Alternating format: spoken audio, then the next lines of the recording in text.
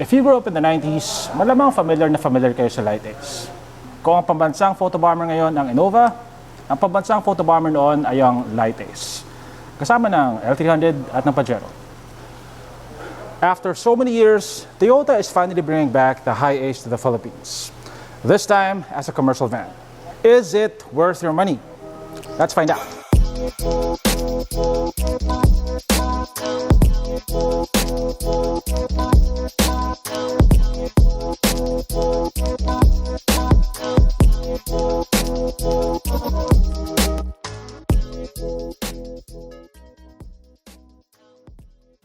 So this is the new LiteAce.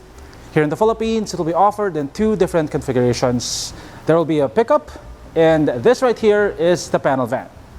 Both are intended for commercial use, so they're both very basic. Don't expect high-tech features or a nice interior, but this definitely has the basics covered. Now, styling is probably the least of your concerns if you're buying a commercial vehicle like this. But let's talk about it anyway. Now, here at the front, you get this unpainted flat black bumper. You have these square-shaped halogen reflector headlamps. You don't get fog lamps. And as you can see, it still has a relatively flat nose, like the old LiteAce. And that's because the engine is still underneath the front seats. But you do get a hood here, so you can have access to your fluids. As you can see, it's a pretty tight space over here. But you do have access to your brake fluid. You have access to your coolant and also to your radiator. Your windshield washer fluid. The wheels are 14-inch steelies. They're wrapped in 165, the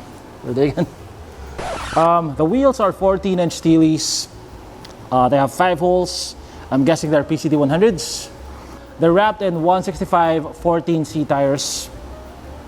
It gets disc brakes at the front and drum brakes at the back. You get a McPherson strut suspension at the front.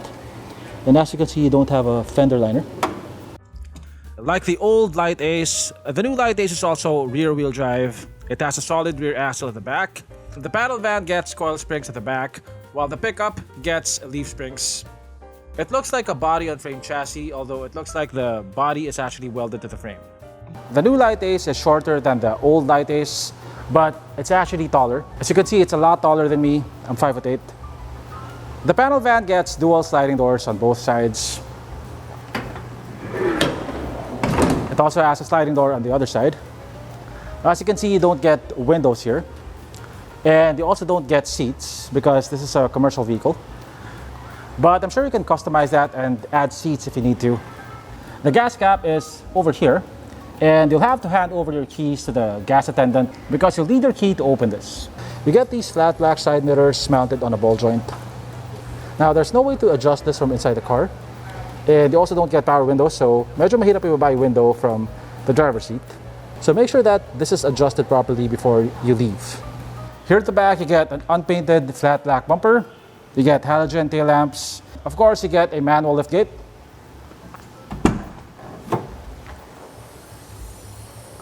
Now, since you don't have seats, space here is quite cavernous.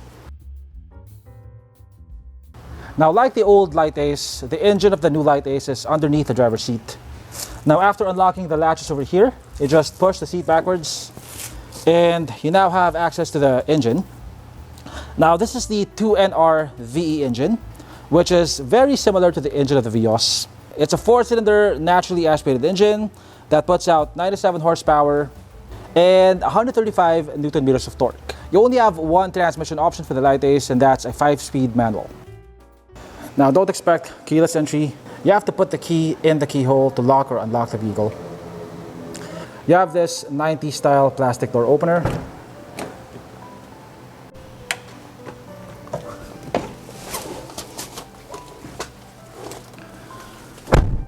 Now, like I said, it's a very basic looking interior.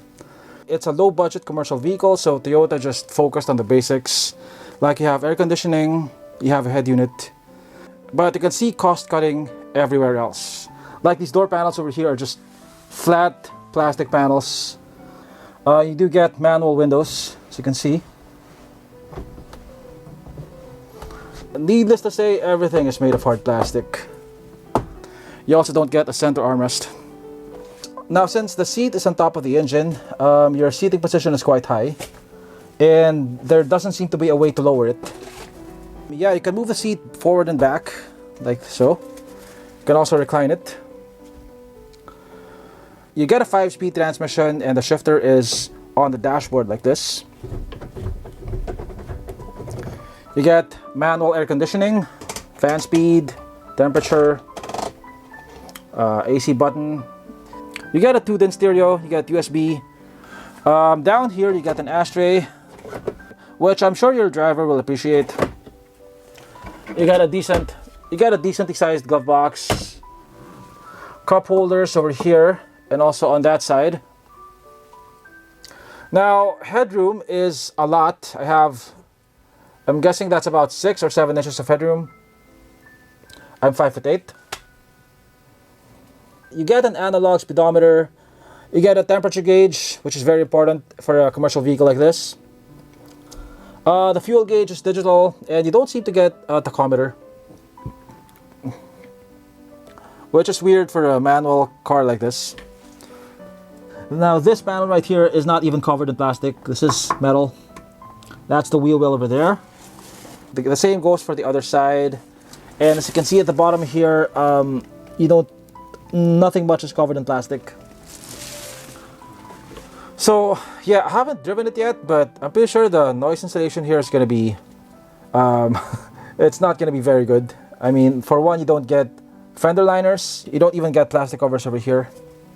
And these A-pillars are also bare metal. Also this one. Now, like I said, Toyota covered the basics and nothing else. You get 2 airbags over here. One airbag for the driver and one for the passenger. Oh yeah, you get a manual handbrake over here. Now, I'm sure a lot of people will be thinking of modifying this to make it a business/family vehicle. And I'm sure you can put seats back there. And definitely you can replace the head unit if you need something more fancy. It can double as a family vehicle, as long as your family doesn't mind having no windows.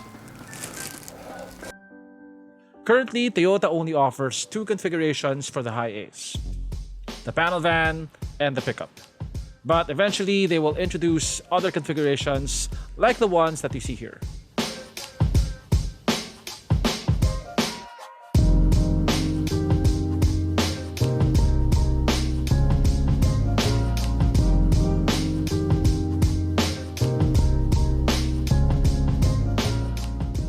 The LiteAce panel van sells for 655,000 pesos. The pickup sells for 577,000. Now, this may not have the most powerful engine, but it's a tried and tested engine, so it should be quite reliable, and parts for it should be quite plentiful. And those are very important considerations for the average business owner.